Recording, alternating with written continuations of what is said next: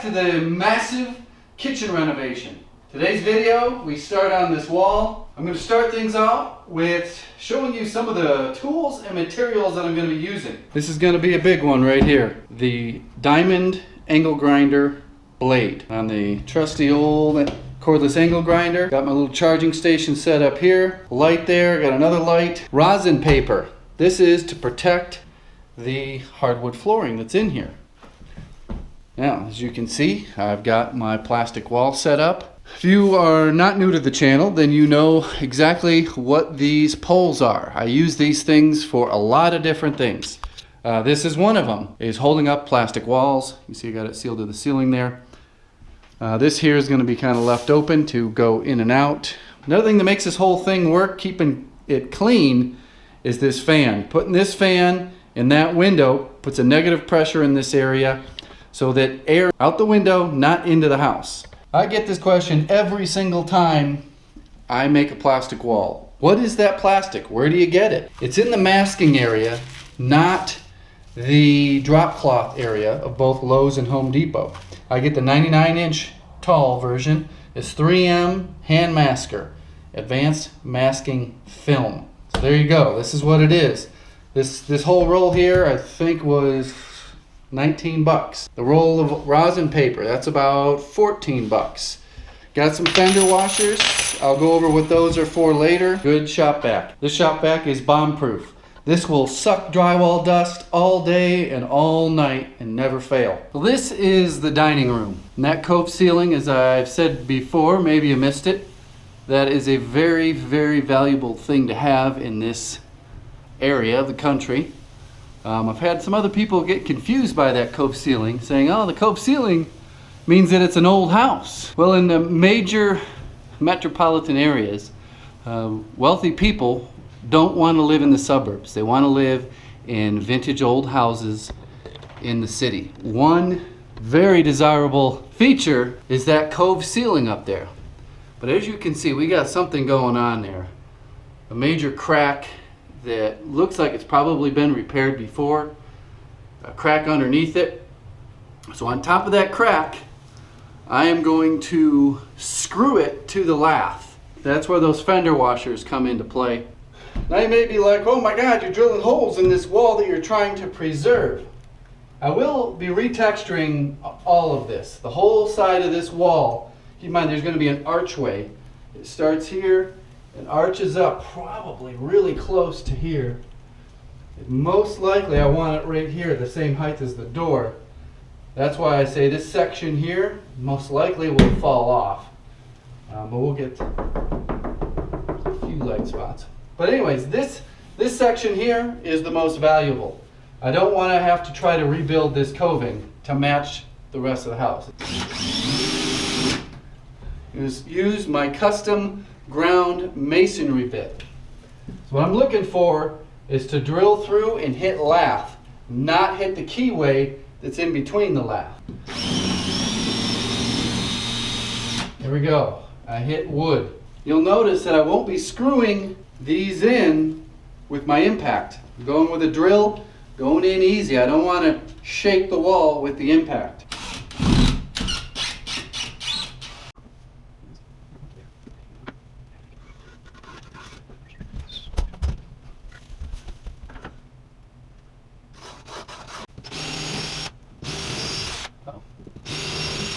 No. We'll see here.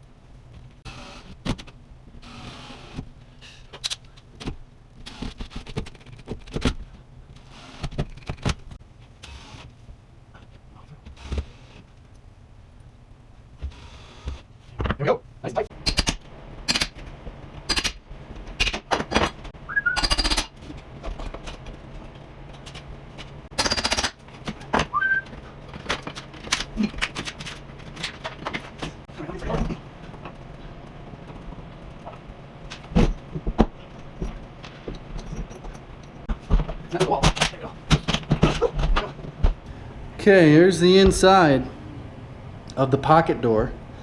No keys, no lath and plaster, or no lath. I see felt paper on the side, so that's interesting. I wanted to keep the bottom section of this wall.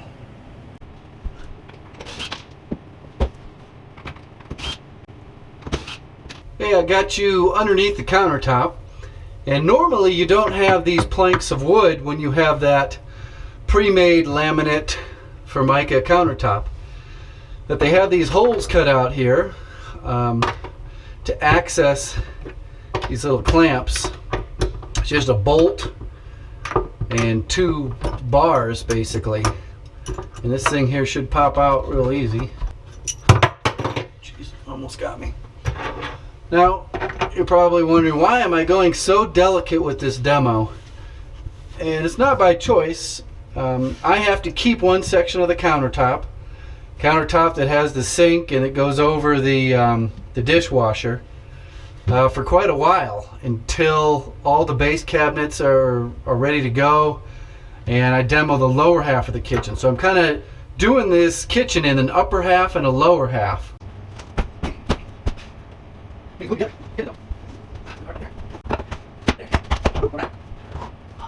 this.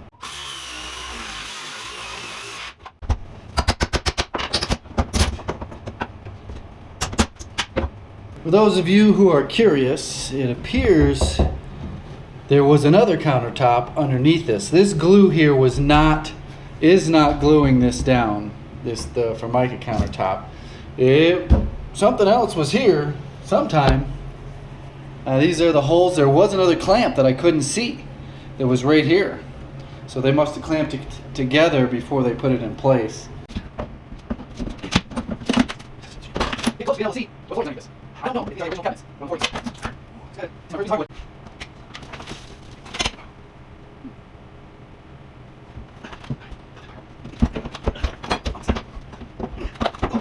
Oh, that's all. That looks pretty nice.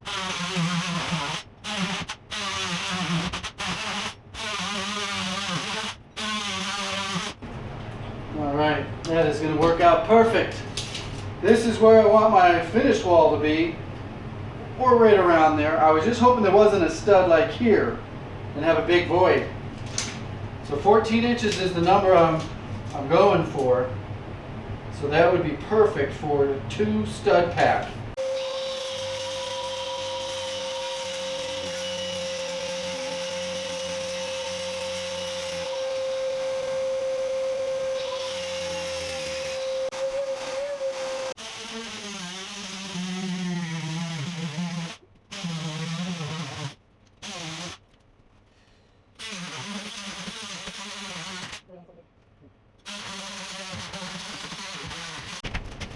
There we go. No. Oh, there's a mess in here now. That knows what's going on.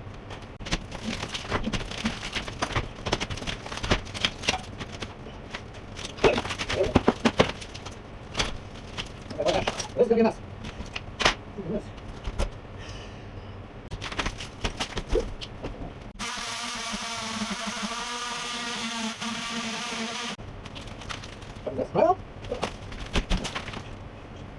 So this is the sort of plaster that you see, in the 50s, 60s, not quite the 70s.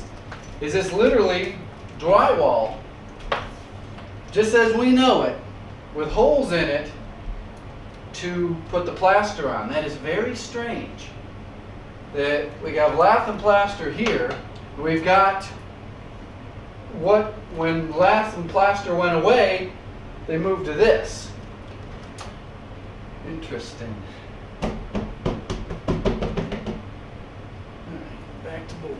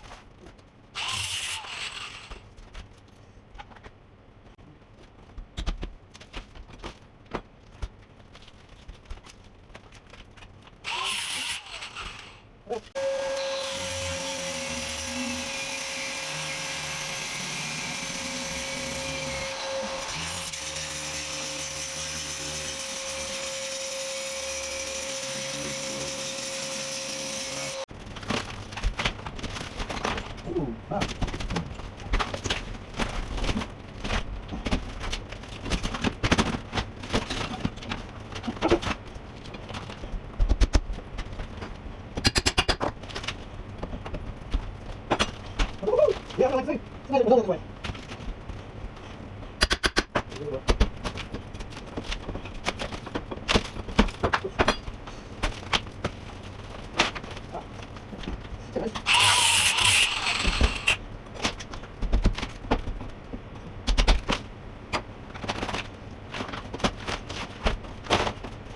I hate to do this to you, but this episode is over.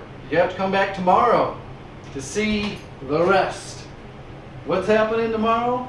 I gotta take the rest of the plaster off. I'm going all the way to the ceiling, to the wall, so that everything's exposed. Then I'll be doing the framing, and then I'll be doing the door removal. It's gonna be interesting how I do this. You have to do it very slowly and methodically, strictly to preserve this wall over here. Hope you liked it. I got a lot of cleaning up to do. Goodbye. I got some more bonus footage for you. So as you can see, no cracking. Not even right up here. This is that header. This is this is going to be interesting. There's no way that this is not going to come out crumbling. All this cove, I am very confident that the cove up here is protected. This section here is all just going to come falling down, which is okay. What I'll probably end up doing is building this arch in here, plastering it all back in there, replicating the skip trowel texture on there. You can kind of see what that looks like.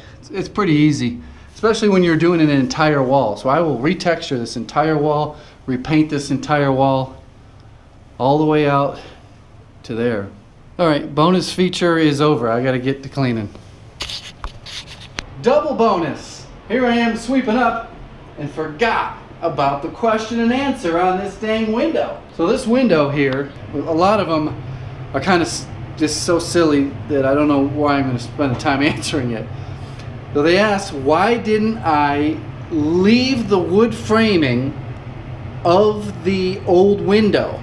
The old window had, had the aluminum channels that go up and down. It had the holes for the pulleys. Yeah, what I could have done is removed all the guts, the windows, the pulleys, and everything, and there would still have been a frame there. And then I could have used a remodel window and put it in the hole. Well, I didn't want to. You can always spot them a mile away. Those remodel windows, I don't like them. I have them in my rental house. Hey, everybody. And that's why I did it this way. It's like new construction, new real framing. And like I said, this window is coming out in less than a year.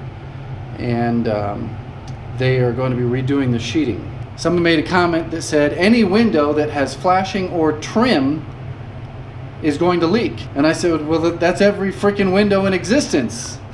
I mean, all windows are caulked in. The trim around them is caulked in. Maybe that answers some questions. I think there's more questions about the remodel window. Why didn't I do a flangeless remodel window to put in the hole? And it just wouldn't have worked. This is an off-the-shelf window, a 3030 window. I didn't want to get a custom remodel window made.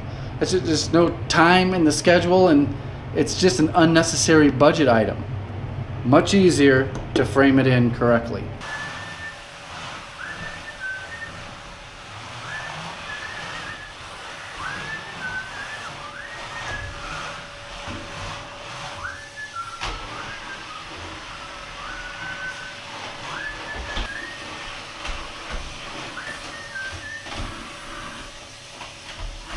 Well, we're on to triple bonus feature. So this here is an air purifier, air scrubber, and we're doing pretty good. This number was 150. If I stomp my feet in front of it, that number will probably go up. Here's 95, 100. Let me just brush my pants off. There you go, boom, right up to 150, 160. The light turns red. Now we're all the way up to 2, 3, oh boy. It's 350. So yeah, it took it 4, and now it's at 400. I don't even know what number this goes up to. But that's not normal air quality conditions. I just brushed my pants off right in front of the intake. And now you can see the numbers should be going down, and that the red will turn to yellow and then to green. That's just one way that I keep the air quality nice and clean in these remodels. We're down to 285, and here you can see we've got a negative pressure. See how this plastic is bowed in? I've got windows open in the far corners of the house to keep air moving this way. So that's it for bonus footage. I gotta edit this footage, and it'll be up tomorrow. What is tomorrow? I can't let you know what my schedule's like, but I'm gonna try to do this daily. Except I skip Fridays. Fridays are horrible. No one watches YouTube on Friday. I know some Yahoo out there is gonna ask the dumb question of if I left the hole open all night. Of course not. It's covered up.